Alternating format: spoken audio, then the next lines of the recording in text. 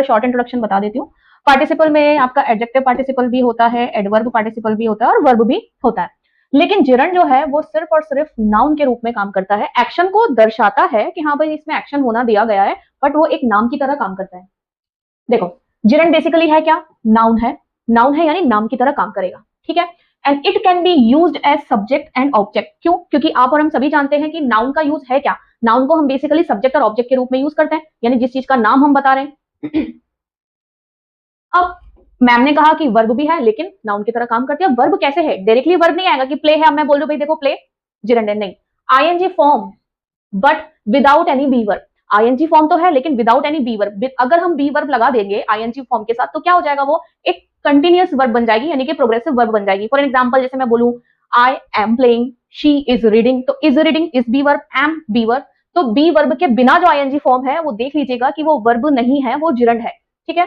देखो progressive verb में क्या, जैसे कि जो मैंने आपको एग्जांपल वर्बली बताया, प्रोग्रेसिव वर्ब बी के साथ यूज होती है, जैसे इज प्लेइंग खेल रहा है, वॉज रीडिंग पढ़ रहा था, विल बी लर्निंग सीख रहा होगा। लेकिन यहां हमने कहा कि भाई without any be verb, gerund जो है वो विदाउट एनी बी वर्ब रहने वाला है।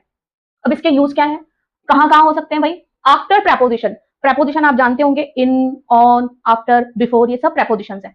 अब जैसे एक सेंटेंस एग्जांपल मैंने दिया, आफ्टर नोइंग द ट्रूथ। देखो एक और इसका आइडेंटिफिकेशन है कि आप जब इसको पढ़ोगे ना तो ना, नी और ने का भाव सुनाई देगा, करना, करना यानी क्रिया नहीं समझ में आएगी। देखो अगर इस सेंटेंस को मैं ट्रांसलेट कर दूं तो it will be easy. After knowing the truth, कि भाई सच जानने के बाद, यही बात है। ये मेरा प्रेपोजिशन है, ये मेरा जिरंड है, ये मेरा नाउन है, डायरेक्टली है। तो हम क्या कह रहे हैं कि भाई सच जानने, तो ना नी ने वाला भाव आ गया, सच क्रिया भी प्रतीत हो रही है, राइट, क्रिया भी प्रतीत हो रही है और लेकिन डायरेक्टली एक्शन नहीं है, ठीक है। अब जैसे कैसे, आफ्टर व्हाट, भाई जानने के बाद, तो एक तरीके से मुझे व्हाट का रिप्लाई भी दे रहा है, ठीक है। प्रिंसिपल एक्सपेल्ड द स्टूडेंट, तो प्रिंसिपल ने सच जानने के बाद क्या किया, स्टूडेंट को निष्कासित कर दिया। आई सक्सीडेड, अब देखो सक्सीड कैसी वर्ब है, इंट्रांजिटिव वर्ब है, एक इसके ऊपर भी वीडियो बनाएंगे, है ना। इंट्रांजिटिव वर्ब है जो कि अपने ऑब्जेक्ट पर आने के लिए प्रेपोजिशन की हेल्प लेती है। तो देखो इन मेरा प्रेपोजिशन और बिकम मेरा यहाँ पे क्या बन गया, जिरंड।